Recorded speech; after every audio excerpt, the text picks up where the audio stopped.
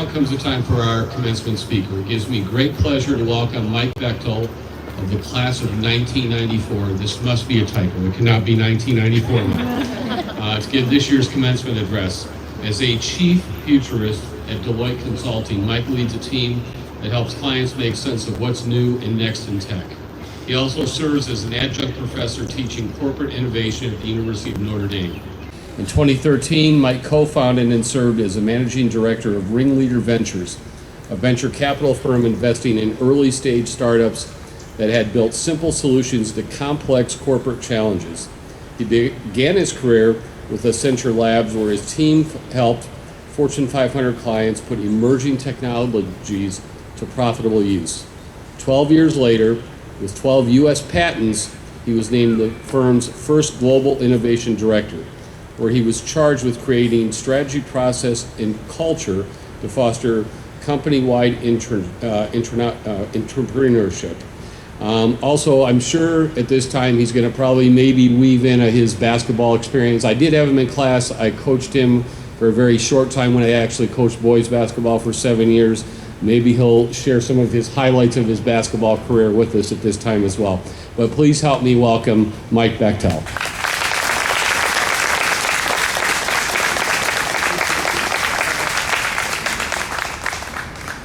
Good morning. Oh, that's the stuff. That's the energy I'm here for. Class, good morning. Good morning. Okay, good. I'm talking to two groups at once. It's very exciting. Let me get my notes ready here. So, first things first, a little gratitude, right? I was always taught to start with gratitude. I want to thank Mrs. Shepard. I want to thank the Board of Trustees. And I want to thank my freshman world history teacher from 1990, Mr. Tom Drahazel, for having me back home. Yeah, thank you. It's a treat.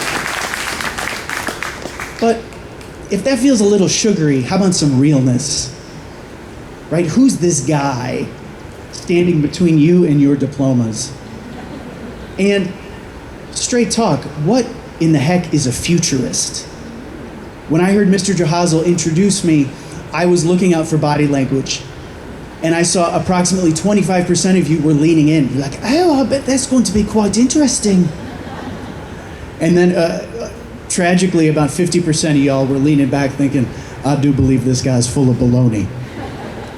Well, in truth, our futurist is just a fun way to say, we help clients around the world leaders, business, governments, you name it, make sense of what's new and next in tech, in business, in society, in culture. If anything, it's my job to inoculate those leaders against baloney. But before we talk about future stuff, you guys want to jump into the Wayback Machine and talk just a little bit about the past. Now, per Mr. Drahazel, we all start out as kids who weirdly think they know more than we do when we're grown. When I was 13, I grew up 20 minutes southeast of here in Calumet City. That's a little more natural. Good. Like any self-respecting 13-year-old boy, I had my future pretty much figured out. You know, I'm going to play for the Chicago Bears. And so, doing one better, I built a plan. Right, step one, I'm going to attend Mount Carmel for high school, where I dominate at football. Step two, get a full ride scholarship to Notre Dame, where I continue to dominate at football. Step three, get drafted by the McCaskey family and have the opportunity to play mediocre football. Well, my mom wasn't having it. I distinctly remember in 7th grade, my mom says, you're going to go to the little prep school on the southwest side where your dad works. Because number one, you're going to get a faculty kid discount. Number two, we're going to save a fortune on bus money. You're riding with your dad. And number three, I hear it's actually a very good school. Well, I'm not having it. I'm like, number one, there's 8 kids at that school. Number two, they don't have a football team. And number three, and I say this with respect as a fellow graduate, The whole place was giving Hogwarts for nerds. Like, I'm just not feeling it. I don't know. But folks, always listen to your mother.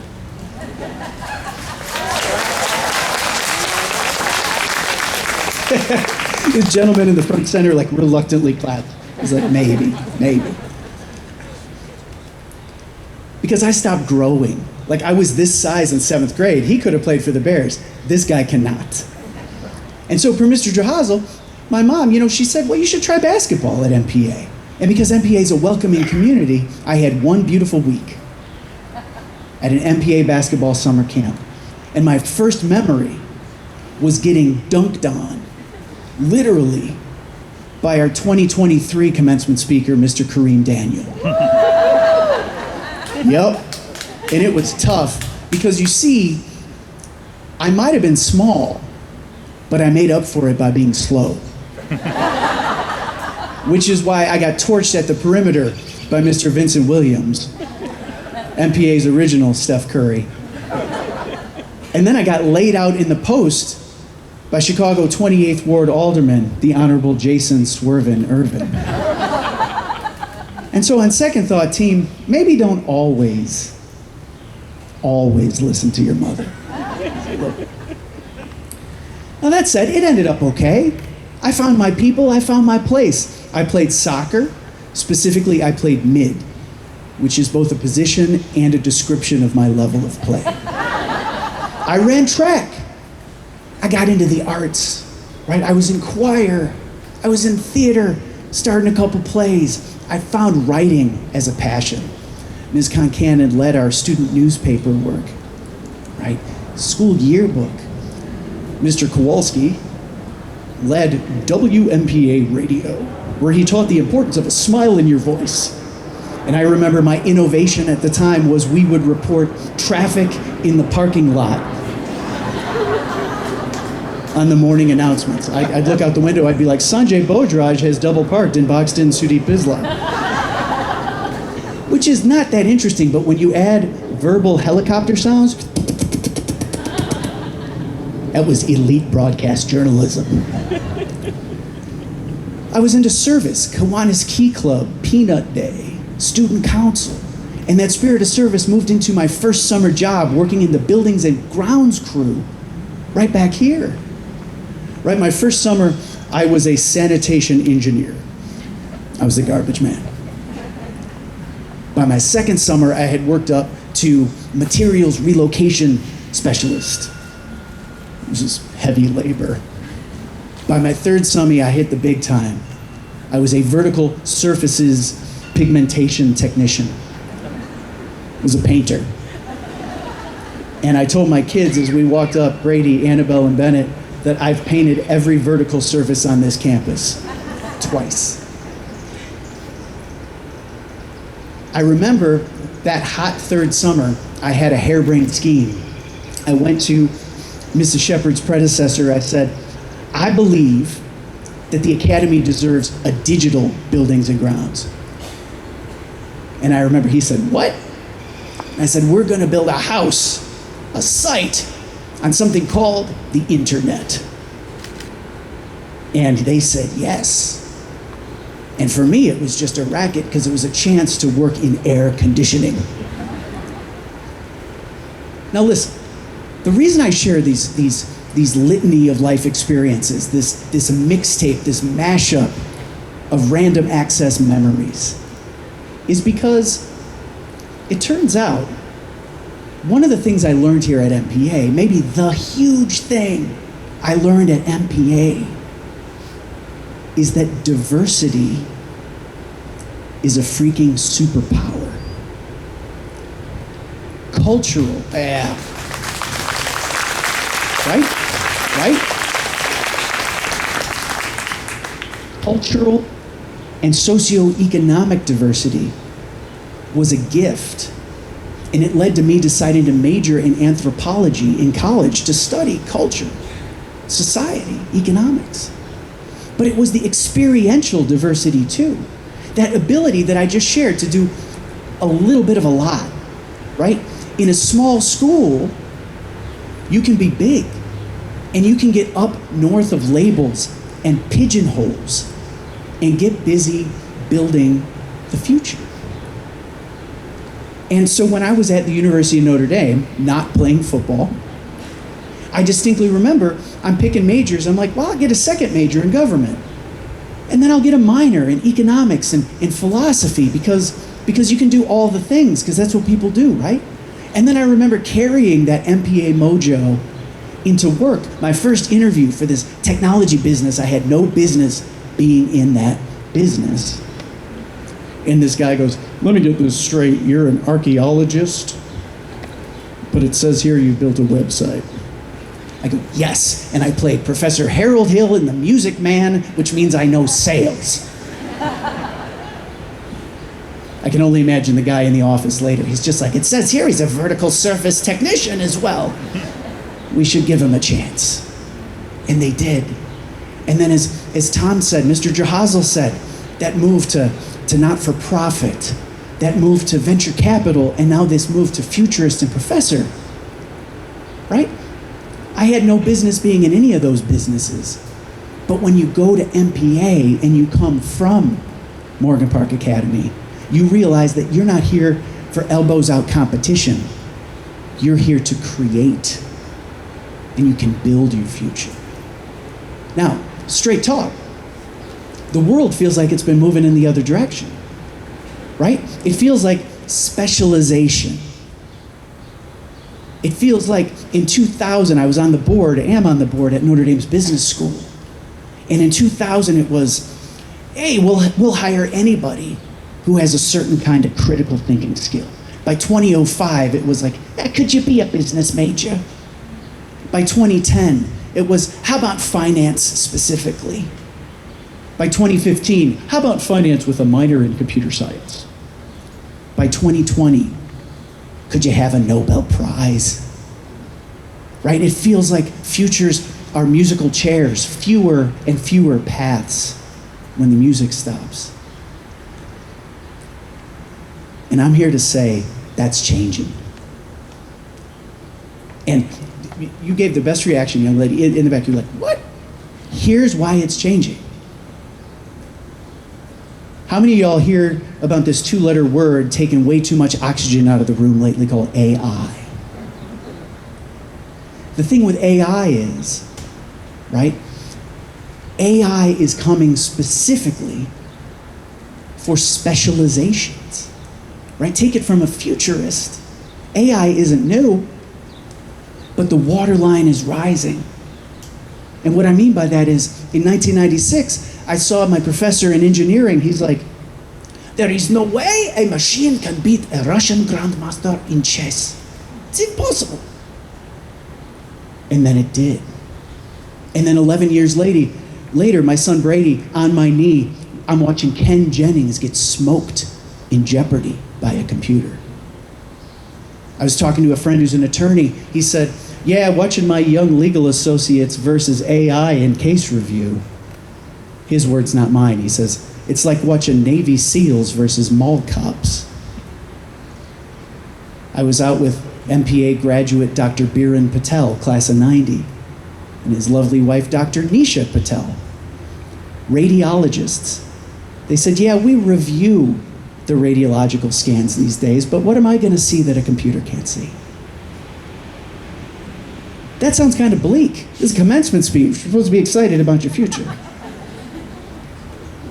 But read between the lines, gang. AI's not coming for our jobs. It's not coming for us. It's coming for known, past tense specializations. And it turns out that the people best positioned to rise above that automation are the MPA kind of people. The theatrical athletes, the musical mathletes, right? The charismatic coders, right? The people who can merge disciplines and ladder above the known into the new and the next. And I don't just say that as a hope. I say that as a professional. And I also say that because it's not new. This is old news. Breakthroughs, team breakthroughs have always come from dot connectors not dot perfectors. Leonardo da Vinci mashing up biology and art and science, right? Gutenberg, who turns out built the printing press, or as I call it, the OG copy-paste, by connecting coin printing and a wine press, right? And it's not just old Anglo dudes. The Persian polymath 1,000 years ago, Ibn Sina, right, built the canon of medicine by understanding how biology, philosophy, mathematics, and astronomy came together. And back to dudes, it's not all dudes. Did y'all ever hear of Hedy Lamarr? Hedy Lamarr was a Hollywood actress in the 1940s. Gorgeous, super famous. Between Hollywood premieres, she would dork out with her math friends, and she built something called frequency hopping spread spectrum analysis by reverse engineering a player piano. And that became the tech behind everything from guided missiles in World War II to the Wi-Fi on the phones that you're trying so hard not to reach for right now. The thing is, gang, and bringing it home, MPA has uniquely set you up for a future that's about mashups, mixtapes, and remix artists. Because MPA gets above the known and into the new. MPA doesn't build NPCs.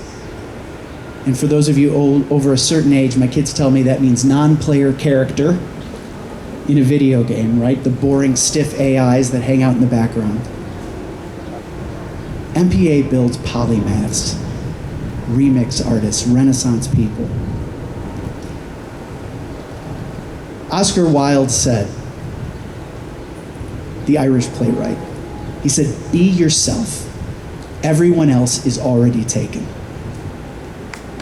I would humbly add, gang, be all yourselves, right? Marry up all the things that make you you, right? Be that theatrical athlete, that musical mathlete, that charismatic coder, that remix artist, because the future favors learn-it-alls over know-it-alls. The future favors multi-tool players who realize that playing, even winning, is not nearly as cool as making your own darn game. I would tell you the future favors ingenuity, empathy, and initiative. Ingenuity, asking good questions. Machines know the cool answers. What are you going to ask? That's critical thinking, right? That's the humanities. Do that. Empathy. Who are you going to serve? Other people. Lead with need and start with heart. And then finally, initiative, right? AI needs prompting. You all don't need prompting. You're graduates of Morgan Park freaking Academy. These guys can get busy doing whatever they see best because they are the future. I remember a year and a half ago before my mom passed, that same mom who gave dubious basketball advice. She said, "What now? So initiative and empathy and huh?" And I said, "Yeah, I think it's the 3 enduring human capabilities." And she said, "Why do you gotta make it so damn complicated?" I said, "What do you mean?" She says, "Well, you call it ingenuity, empathy, initiative. I call it, well, I go to the Wizard of Oz. I call it brains, heart, and courage." So on third reflection, team, always listen to your mother. And folks, let's get a little rowdy here. Y'all ready to get a little rowdy? Take it from a professional. The future is more knowable than it feels, and I have more than a feeling. I have a professional thesis that these folks' future, in particular, Morgan Park Academy, class of 2025, will be beyond bright. Thank you, and onward, class.